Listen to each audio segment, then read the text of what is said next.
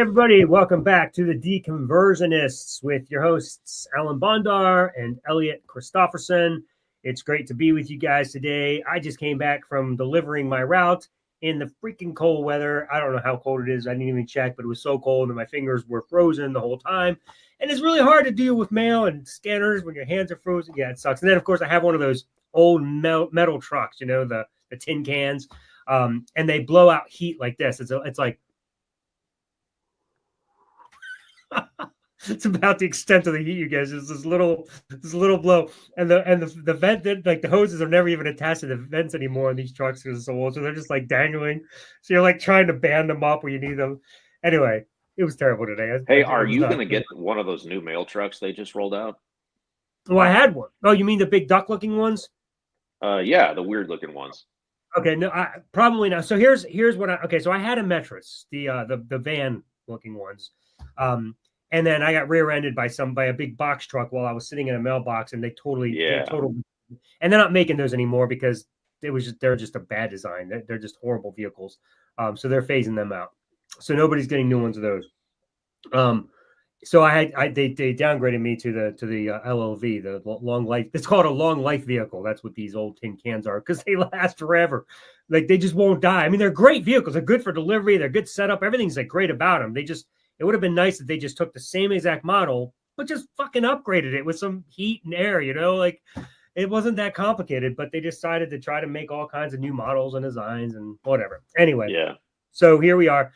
But my understanding about the new one with where it's really tall and thin and whatever, it's like, I understand those are only made for city carriers. Oh, okay. I don't know that for sure, but that's what I've read. And, you know, right now you just kind of hear. Well, you'll have to take your old one to the city and like swap it with somebody without them knowing.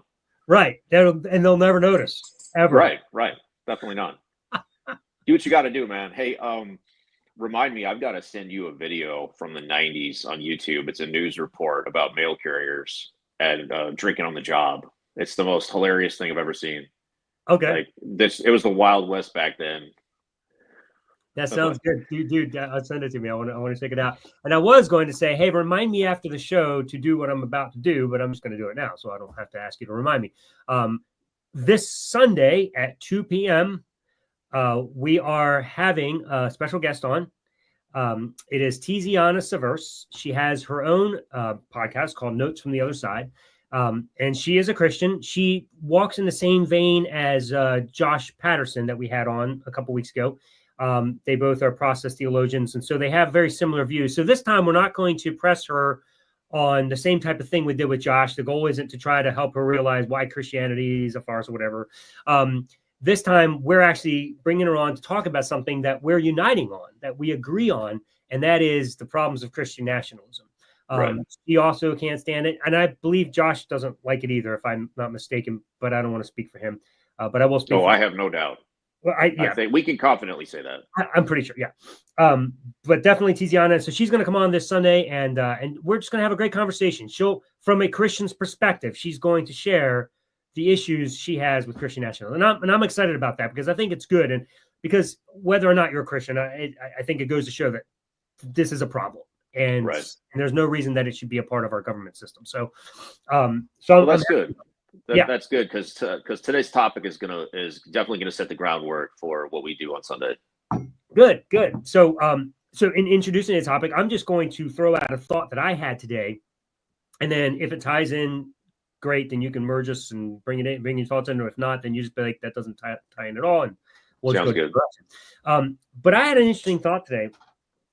And it was something along the lines of why is it that it is so hard to persuade Christians or people of faith in general that there's no God, that it's just something they're believing that has no evidence, no proof, whatever. And I think it was almost like this epiphany. If you believe in the supernatural, obviously, we believe you're brainwashed into that to begin with, but it doesn't matter. The point is, if you believe in the supernatural, there is no limits to what you'll believe about it because the supernatural can do anything. There's nothing it can't do. as long as, and nothing's impossible in your mind, as long as you believe the God you believe in says so. And that happens through various means, either in the book that's written and how you interpret it, or your pastor, or whatever. But you believe your God believes, or your God says this thing happens. So, like anything that seems impossible just becomes a miracle, and it's just Right. very hands up, abracadabra. It just doesn't matter, and it's magic, right? Everything it's just like magic, but they don't call it magic because it's definitely serious. It's not. It's magic is. That's not real. Magic's ridiculous. That's just things people trick you in it. But God, He can do anything. He does miracles. And if you believe this is possible, if you believe in the supernatural, it's like no matter how ridiculous we paint the picture, like we did last week, no matter how absurd the beliefs are, no matter how absurd something is that you think is true, it just doesn't matter because it's part of the supernatural. And it's not testable to begin with. You can't verify it at all anyhow. So you literally can just believe anything and it goes. And as long as that's the case, all the reason in the world, all the logic in the world will never be able to persuade you that your ludicrous thought of what is just magic out here or miracles doesn't happen. You can't be persuaded of that because there's no logic to begin with as to why you believe the supernatural exists. So that was just kind of like a really interesting moment for me because I was like, yeah, there's just no logicizing somebody out of it. That's just not the way it works. Now, I've heard people say, yeah, well, I got into it through reason and logic. Okay, sure, you think that, but that's just not the case because there is no reason or logic for the supernatural. But you think there is because, again, nothing is impossible with God. It's just you can just believe anything. So you think it's reasonable. You think it's logical because it's God, and everything we have in this world that's reasonable or logical is God, right? It comes from God. God's the logic behind everything. So, like, even the things we can verify through evidence, that comes from God anyway. So, sure, of course, we'll believe that because it's logical. It comes from God. But things you can't prove, also from God. So we believe that too.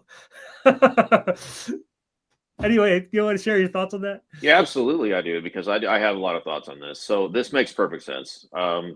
So even though I'm an atheist, I don't particularly enjoy talking about the arguments for or against the existence of God. I'm an ex-Christian probably first because I became an ex-Christian before I became an atheist. So I like to talk about the arguments and the evidence for and against the Christian faith itself. But what I see in the culture as a whole, the Christian culture, and especially apologetics, is this kind of avoidance of talking about why Christianity specifically is true, and they concentrate more on the arguments for the existence of God. Because if they can convince somebody that there is a God, then suddenly their entire religion becomes much more plausible. Because if you come to believe that you are living in the Matrix, then anything is possible whatsoever. So nothing's going to shock you that you see. There's no miracles or bendings of the laws of physics that you're going to think are not plausible because you have already been convinced that you're living inside of a realm where that is normal and even expected. So we see people arguing for a God before we see them arguing for Christianity, and if they can make one possible, then everything else just follows naturally from that. Now in my my worldview, you have to then, once you demonstrate there's a God, you then have to prove every single aspect of Christianity, because just because a God exists and miracles are possible does not mean that these miracles happened and that this particular religion is true. So I often run into Christians that don't want to talk about the evidence from the Bible. They just want to talk about these complicated philosophical arguments for the existence of God, and I find them really frustrating because there's a quote, I forget who said it. I always forget who says these quotes, so I got to paraphrase them all the time. Unless you write them down and keep them on hand all the time. But it goes like this: a little bit of philosophy leads you away from God, but a lot of philosophy brings you back. you can, and that's kind of why I don't really have a huge appreciation for getting deep into philosophy, because you can literally use philosophy to prove anything if you try hard enough. It's like building this massive complex, like, or a house of cards or whatever. You can prove anything. Like if you stretch it hard enough, or if you introduce more concepts, like it gets so messy so fast that these are the tricks essentially of the mind that humans use to prove anything they want to prove. So they have obviously they have a bias towards a God existing, because I think that comes natural for some reason.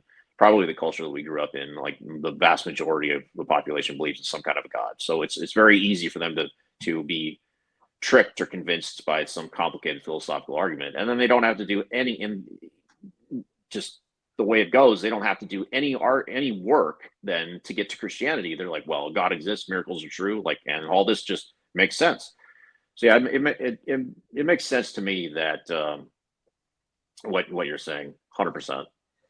So even when I was a Christian, especially the latter years, when I was a full preterist, I believed that miracles, prophecy, things of that sort, all ceased in 70 AD. They were done away with because they were not necessary anymore. Because the purpose of all of them were to point to the realities, spiritual realities that we supposedly live in the new covenant. So the interesting thing is that even as a Christian in those years, you couldn't have convinced me that a miracle took place. I was one of those that even refused to call childbirth a miracle. I know people would say, "Oh, it's a miracle." No, it's not. That's not a miracle. Even that's just a natural way that God designed the universe to work. Everything reproduces. Right. So I wouldn't have called that a miracle even then. So I know people will say something's a miracle, and sometimes they mean it just poetically. And this happened. Oh, it's a miracle. I'm all right with using it poetically like that, but in the literal sense of the word, you wouldn't have been able to convince me that a miracle took place here in the new covenant, because I believe they were ceased. Or prophecy, right, or anything. So because I believed in the supernatural, and also knew that nobody was going to be able to demonstrate to me that a miracle was taking place, it's just not going to happen. I just knew that. But the reason I knew that is because I was influenced by the Bible, and I believed 100% that they ceased. And so there's no way in hell you're going to be able to produce a miracle, because the Bible says they're done. And so everything was influenced by that. But that didn't stop me from believing they happened at one point in time. And I never had to see one. I never had to experience one. I just had to believe God said they were real. And I just believe they existed at one point in time for no good reason other than anything's possible, because God says it. If you believe the supernatural, it all happens. Right. So miracles, like I said, prophecy, these sorts of things they just don't happen in real life. And it's odd to me when I see or hear people that say to me, well, you just haven't experienced one, but they happen, or whatever. And I'm like, okay, well, first of all, theologically speaking, I just don't see how you can make a case for that. But I like experientially, I have a real struggle with that, because as I've said several times on this show, I get very frustrated with people who continuously tell me that the reason they know for sure God existed because he's appeared to them, or he gave them a miracle, or a demon, or they saw whatever, And I'm like, and yet you can't tell me how to experience that same thing. Right. So go ahead.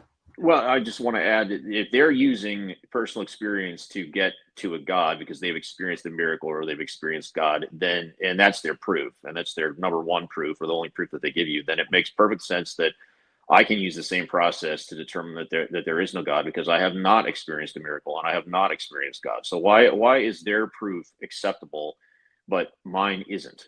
Like, if that's how you get there and I haven't had that experience, then I'm perfectly justified in saying, well, then according to my personal experience, there is no God. Right. No, and that's reasonable, but that's the whole problem is God is the reason behind your reason. So you're the one who's unreasonable now because we take it on faith because God said it. Because it's just, it's frustrating, man. Because you can't. And I guess that's why I've approached my book the way that I did, because I knew that if you're going to remove the brainwashing, it's not going to happen by making all the logical arguments and putting in their face and showing them how unreasonable it is, because that's not going to work. If by any chance I'm lucky enough to peel back the brainwashing through this process that I've written in my book, that's the only way to be successful. Because you have to be able to step outside of that matrix for a minute and say, why am I believing this? What's so great about this that I feel compelled to hold on to something that I'm just making up as I go along? Because everybody believes something different. Everybody, man, it's incredible. From the cessationists to the people who believe they raised the fucking dead today, man. Well, it's what's interesting to me is you talk about being a full preterist who no longer believed in miracles and thought they had all been accomplished by 70 AD. So when I was a Christian, I was a Baptist, and I was not a cessationist. Well, I was a cessation. I was not a preterist. So I believed that all of the things in Revelation and a lot of the things that Jesus preached were still to come. But just like you, in the present, I didn't believe miracles happened. So it's funny, we both have carved out this exception for the modern era where miracles don't happen. It's very convenient to be living in a time when, they happened in the past and they'll happen in the future. But hey, today, when we actually use, evidence for things, today they don't happen. There's no way to observe one. It's like, wow, you could not have built a more convenient worldview to give yourself a special exception for never having to witness a miracle or never having to prove a miracle. Like, wow, God cut out this little era right here in the present when we have video cameras and other ways to test miracles. Oh, well, that's when they're not going to happen. Like, to me, it's obvious that we're just making excuses all day long, whether you're a full preterist, a partial preterist, or a dispensationalist, or a Baptist, or whatever you happen to be.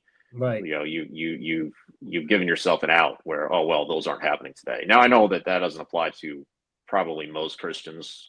A lot of them think miracles are still happening, but we can analyze those miracles and they all fall apart in some way because there's never actual proof for them. It's always based on a story or an account or a testimony. Right. And that's not good enough for me. There's a very large book. I haven't actually read it, but I've done everything but read it because I read parts of it.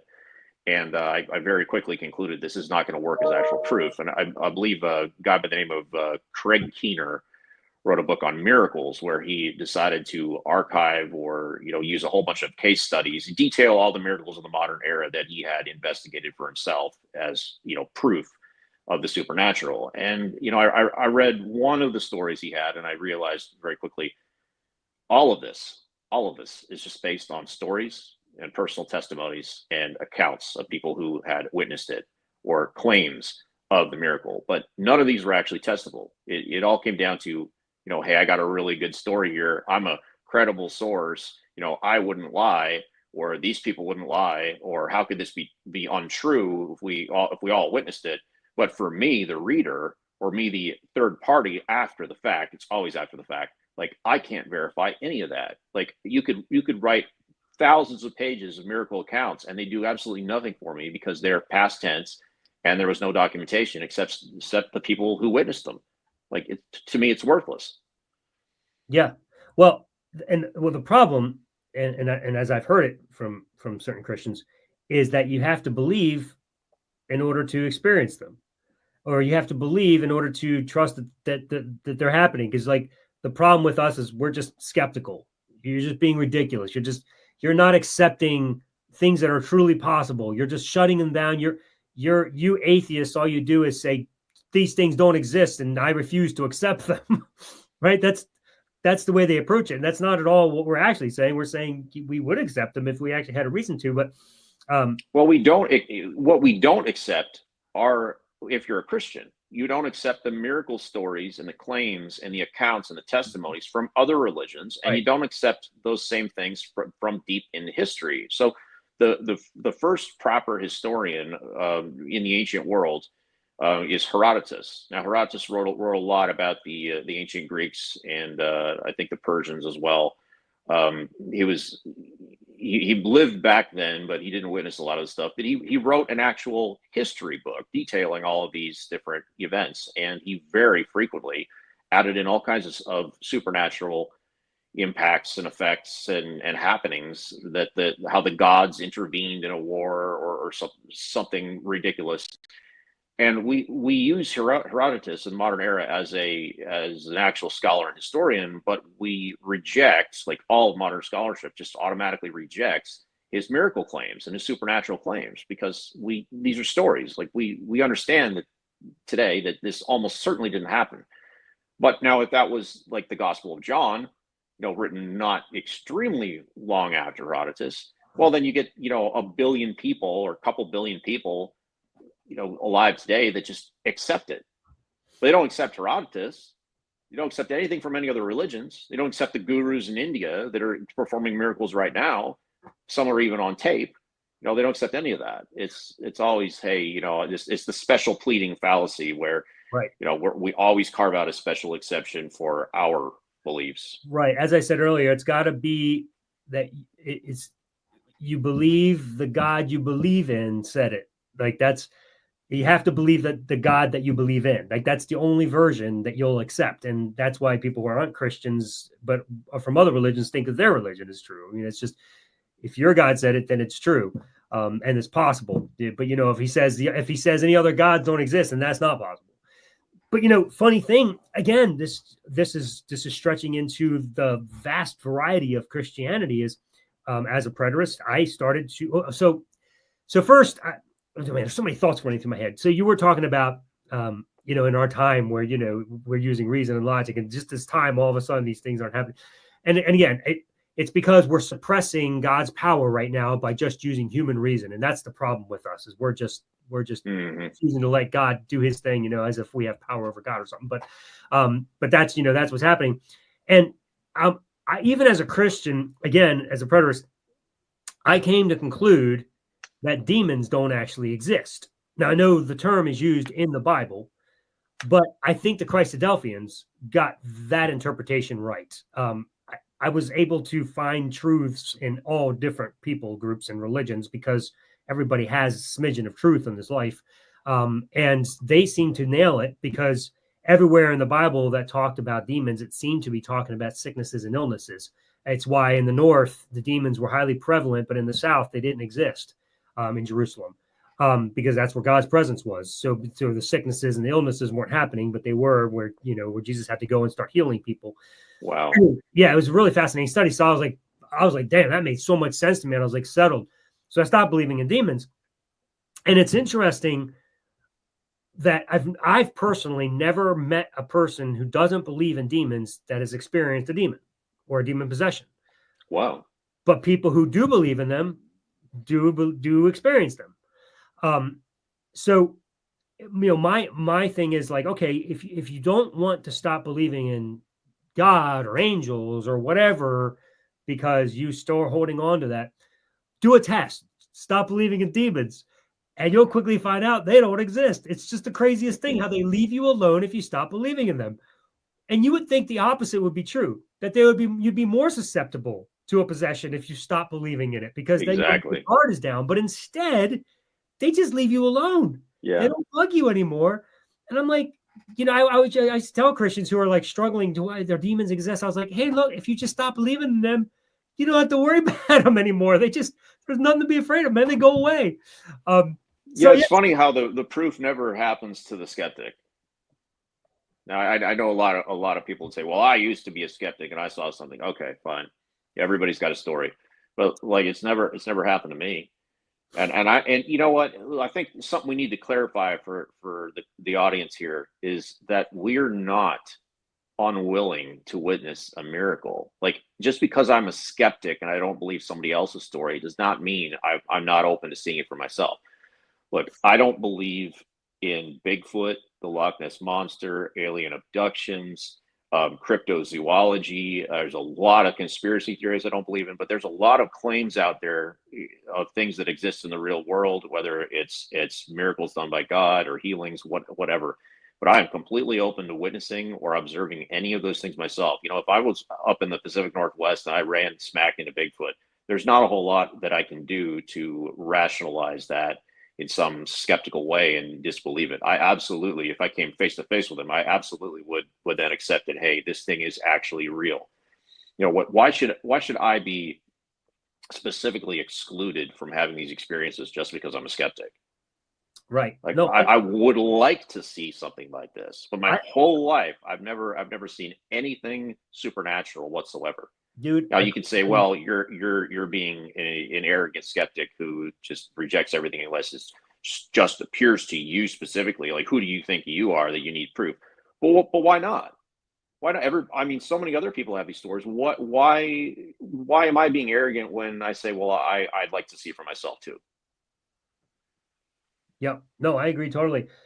So I think in January, one of the things that I'm tossing around, and I got to work out the logistics and the details, because I'm going to put out a challenge on the Unraveler show at least. And I don't know, maybe you'll want to do this with me, but so we can even figure that out. But for me anyway, I'm putting out a challenge that I'm willing to do anything that within reason that would have given me the opportunity to experience the supernatural. Where you come on and you tell me what to do. Like, it might be a nature hike at 10 p.m. at some haunted place or whatever, and you have to do it at a certain time. Okay, I'll go, I'll do the experience, I'll bring my video camera, I'll record the whole thing and see if I have the experience, see if I get to see what you say I'm going to. Well, you don't even have to bring your video camera, because I know some people will say, well, if you're bringing proof to something like that, it's not going to appear to you. Like, fine, I don't have to record it. I just want to see it. And if they say that, then I'll do it without the video camera. So, I mean, I'll allow stipulations like that. I'm not going to do something stupid like, jump off the Empire State Building. I'm not going to do something like that. I'm also not going to read my Bible for 5 years until God proves himself to me. It's going to have to be something realistic. I need an experience that's going to let me know the supernatural exists. And I'm willing to do it. Just about anything. I'll fly somewhere, because if it does exist, it's worth the money. It's worth the time, because I want to freaking know if this shit exists. But don't just tell me it does. And one qualifier I think we got to put on a challenge like that is, if you're asking something extreme that's going to alter our states of consciousness, that's not something that we should engage in. Because I saw one guy online claim that for a certainty you will meet God if you go out into the wilderness like Jesus did and you fast for 40 days. Yeah. No. Okay, well, if you don't eat for 40 days, you're out in the wilderness, you're going to start having hallucinations. Like, weird stuff's going to happen to you. You can alter your brain chemistry to the point where you're seeing things that aren't there. Okay, That's not the supernatural. That's you causing some physiological reaction. If I have to suffer in order to experience God, if that's the only way to do it, then you can have it, because that's just pure stupidity. Yeah, and we're not taking psychedelic drugs that's going to force an experience. Yeah, I'm not going to jail for it. Right. But like, it's something within reason. That's why I said I have to flesh out the details, because it has to be something within reason, but something acceptable to the world that says, hey, Alan actually tried it. Because like, there's a lot of stupid things out there that people, bury yourself 6 feet under for 5 days. Yeah, okay. I mean, I'm not going to do stuff like that. It has to be done with a sober mind. Yeah, it has to be something realistic where God would actually show himself to me. Or it doesn't have to be God. He can send Michael the Archangel. I don't freaking care. Like, give me something that is actual, that I can tangibly know this God is. And you can't include dreams and nighttime visions either, because that's something that happens naturally anyway. Right. Just if God comes to me in a dream, there's absolutely no way that I can differentiate between an actual God appearing to me in a dream and me just dreaming about meeting a God. Right. And so the problem arises already, because it's the problem is, like, even if I'm out in this 9 and 10 o'clock place and I'm supposed to experience demons or whatever that I'm supposed to experience, and I go out there and something happens, something weird, my first inclination is to start with something, a naturalistic scientific explanation, because that's just a more logical approach to life. Oh, something weird happened. Let's see if this is explainable. My first leap is not to say supernatural. Like, that's just not the way anybody should be. Your first leap should not be something extravagant, ridiculous, and out of the normal. Like, that's just absurd to jump like that. Right. So you start with the normal means, and if nothing can explain it, then you might open up the possibility that there could be other explanations. But the problem is, even opening that possibility, now you have to have some way to test these other explanations to see if they're even well. viable. See, I don't even want to set up some kind of way to scientifically test it. I just want something to happen that I will recognize as from a God. So, for example, and I would really like a Christian to explain to me this theology. I'm sure they'll have a myriad of excuses, but look, God walked with Adam in the Garden of Eden. God came down and appeared to Moses, or appeared to Abraham. He sent his angel to stop Abraham from sacrificing his son. God appeared to the children of Israel, the entire nation. He appeared to them in a pillar of fire and a pillar of cloud during the day. Everywhere throughout the Bible, all the way up into the New Testament, like Jesus himself comes, he proves it to the apostles that he's real and he's actually the Son of God, raises from the dead. We've got Paul, even after that, having a Damascus Road experience. Like, it's pretty routine for God to show himself to somebody. Now, you can say, well, back then God was operating with people in a different way, and today we have to use faith. Fine. That falls apart, though, when we go back to the Old Testament. Or actually, I think it's in Hebrews, where it says, Abraham believed God, and his faith was counted to him as righteousness. Okay, so faith is something that they were having all the way through the Old Testament. At the same time, these miracles and these appearances of God were happening. So faith is a constant. It's not something that all of a sudden now we have to have faith. Like, tell me why God has stopped appearing to people in the modern era. Why is the modern era special where this doesn't happen? And why can't it happen to me specifically? So am I not worthy of it? My answer to you as a Christian would have been, because Hebrews says he has spoken to us finally in these last days, and those last days would have been the first century, and his son, Jesus Christ. So once Jesus came, the idea was the whole canon of Scripture was completed, and now we just have the Word of God right there in our hands at any given time. Yeah, whereas the Word. Up until then, they had only pieces and parts, and it was you only saw. Right. So today we get the worst possible evidence imaginable, which is a written account in a book. Exactly. At the time when we have the most ability to test and observe these things. Right. So, but that's So God's hiding on purpose today. Elliot, that's the point I was making at the very beginning of the show. Is it's a miracle. God gave us a book. Real miracle. I gave us a book, and we have. Hey, Ellen, you gave us a book. I did. I gave you a book, and in the book, I actually say that it's from God or something like that. I can't remember where I did it, but I did. If Ellen's book isn't proof, then neither is the Bible. Like, why is a book proof of anything? Right, but it's a miracle. The book is the claim. It's not the evidence. You need evidence for the claim. So here we are, and yeah, obviously we're in jest and a little mocking, because we've been there, and now we're on this side, and we're like, this is just nothing adds up, nothing makes sense in this whole world. But you're just so inundated, you're in the matrix, you're so stuck in it that everything makes sense to you, as absurd as it may be. You just accept anything as long as it aligns with your interpretation of the Bible. And then that changes also from year to year. So I mean, whatever you believe at any given time, as long as it lines up, anything within that interpretation is possible.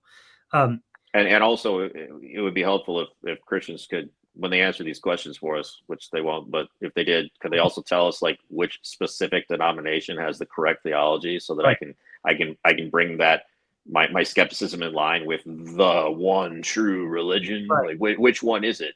Which one should I be listening to? Which specific doctrine or church should I be arguing with? Yep. So we are willing and open. And I was 42 years. How long were you a Christian? Up to age 35. Age 35. So very close. So, Ellie and I believed, we followed God, and you as a Christian probably have your interpretation and someone else is there, and everybody has their own reasons as to why Ellie and I are no longer Christians. And fine, some people believe I'm going to eventually come back because once saved, always saved. Some believe I fell away, and some believe I was never saved to begin with. Okay. I have no idea. I don't know what Elliott's are either. You may have, 5 other things I hadn't even thought of. But at the end of the day, we want to know, like, I genuinely, if this God exists, why on earth did he do this to me? Did he do this to Elliott? Why? What? Yeah. What well, reason? There's always an excuse, and it's always an excuse that's like a canned response where they just pop the can open and throw it at you. So I was discussing this online this last week, and so the guy I was talking to, he immediately pulled out this bullshit about, well, you're obviously just a teenager who got mad at his parents and is now doing this edgelord atheist phase online. I'm like, no, you're completely wrong. I'm 35 years old, and I was a fundamentalist Baptist my entire life. And his next comment was, oh, well, obviously then you had a bad experience in the church and now you're mad at God. And like they have this stuff like already prepackaged, these assumptions. Like, you were completely wrong with your first assumption, and you're completely wrong with your second. You just move on to the next one. Like, if I tell you, well, this is what you get for assuming about a stranger online, like, you're wrong. Like, oh, well, then this is the case. Then this is the case. There's always this matrix, this flow chart of bullshit excuses instead of actually listening to what you're saying. And again, it's because anything goes and any explanation works as long as this person is shown that there's some supernatural reason why blah blah blah, or you avoided the supernatural and went to the natural. You went backwards. You went to the sinful life. Whatever it is, you were in the wrong denomination. You were a natural man. So yeah, I call them lawyers for God. Every Christian is a lawyer for God. Every apologist is. And they have God, to, because it's the defense attorney with a guilty client. It's the defense of the guilty. So it's like we'll just keep making up, throwing stuff at the wall. We have to find a way to reconcile this because we know you're wrong. You're obviously wrong. We haven't even gotten to the details, but you're wrong. So we have to Right. No, absolutely. Whereas in reality, the world we try to live in, when something is pointed out that our thinking is off, and it can be demonstrated, we say, all right, I need to rethink that. We don't just try to come up with excuses. Like, I don't need to come up with excuses and make shit up as to why my logic was off on, I don't know, or why my math was wrong, for example. The other day, yesterday, I suck at math, right? So we normally get 2 10-piece nuggets, and my stepdaughter just wanted 6 this time. And I was going on the app to order, and I realized, oh, wait a second, 20 nuggets is cheaper than even buying 110 and 1.6 separately. So I was like, I'm just going to buy 20. So we bought 20, and they came. I said, hey, you guys, take what you want. You can even have extra, whatever. I'm just going to take 2. And then I was like, and she's like, well, I'm going to take 6. And I'm like, well, that leaves, I think I said 14 for Bear or something. I don't know. My math was way off. And she's like, no, it only leaves 12. I was like, oh, I didn't need to argue with her. I wasn't, we literally could sit down and we could do the math, and we could say, hey, one of us is right and one of us is wrong, because we can't both be right. And so we just settled on logic and reason, and we said, hey, look, we used our fingers and everything worked out. And everybody walked away knowing what the real answer was.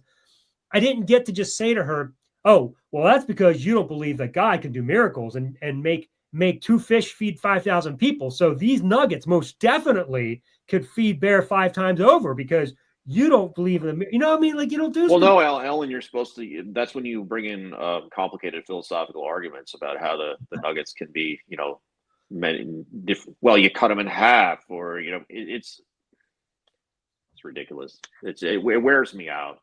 It is. So because I want to have an actual conversation with people who have an open mind, who can admit sometimes that they're wrong. And what's frustrated me the most is I've been out of Christianity for 7 years now, and I've had countless conversations with Christians, both in person, online, over Zoom like this, and I've never once seen even a flicker of progress where they think, "Huh, you know what you said, that's interesting. Like, maybe there's something about this particular thing that I am ignorant of, and I'm going to go and look into this later."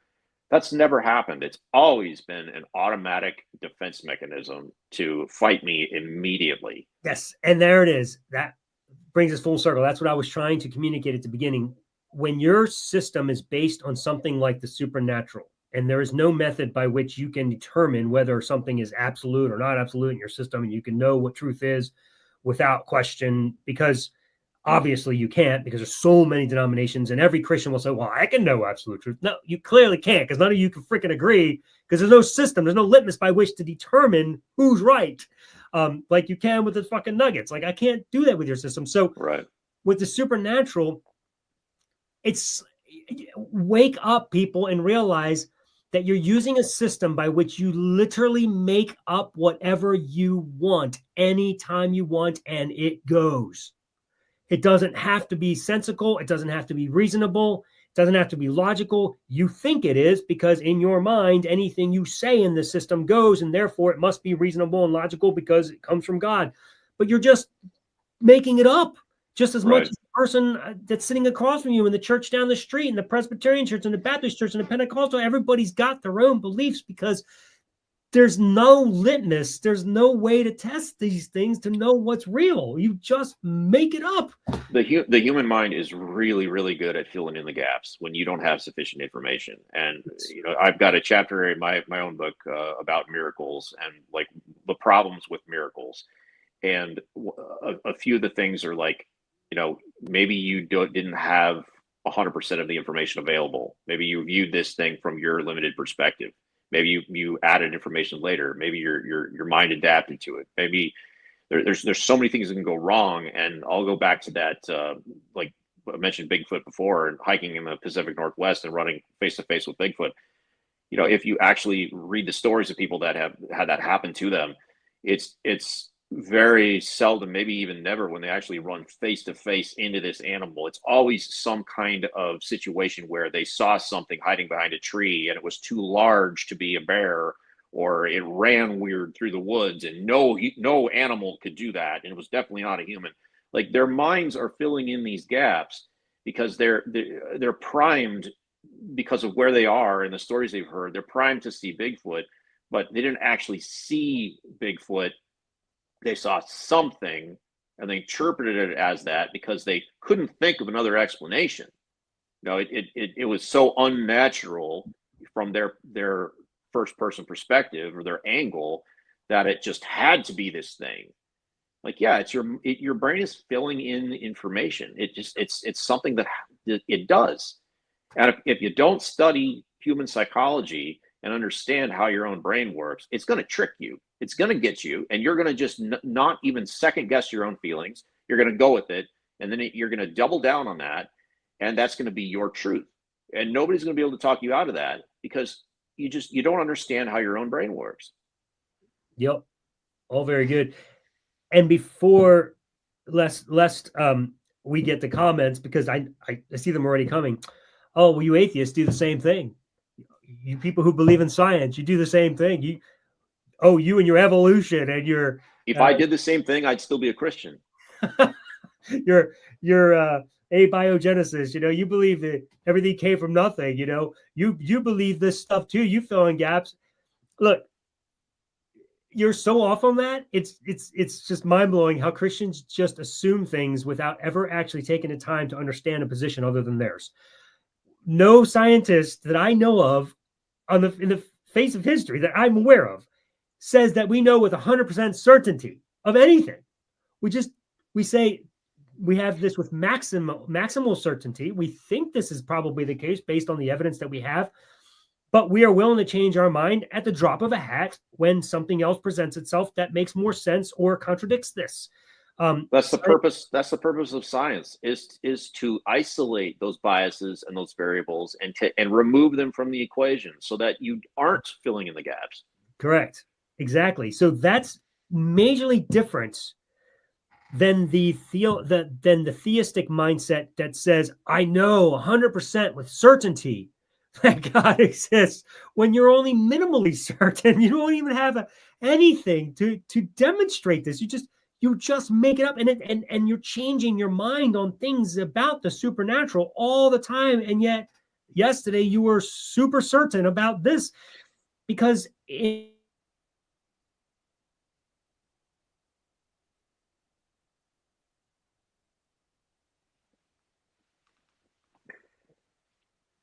think we might have lost Ellen. I can see and hear myself, but he's frozen up, so I'm not sure what the viewers can see. And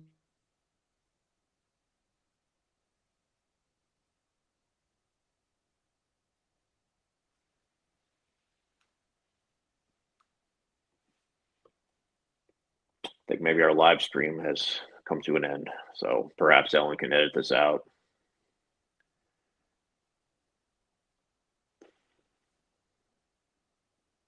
My apologies to anybody watching who can only hear me and not Ellen. So we're just going to wait.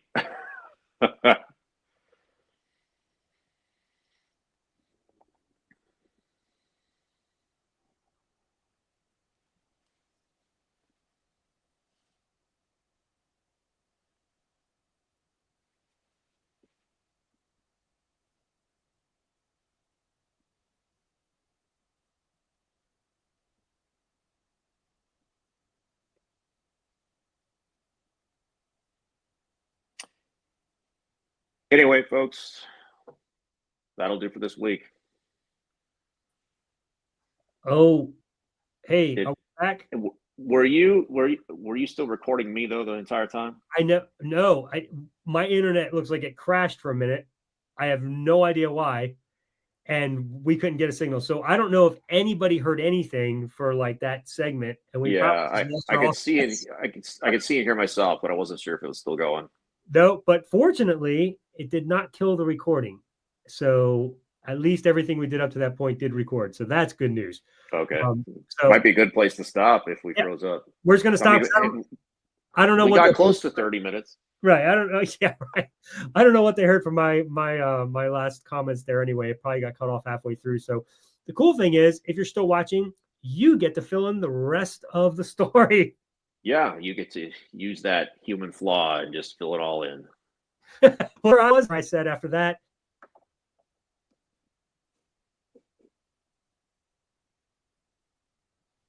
Oh, we're back for a second. You're freezing up again? Okay.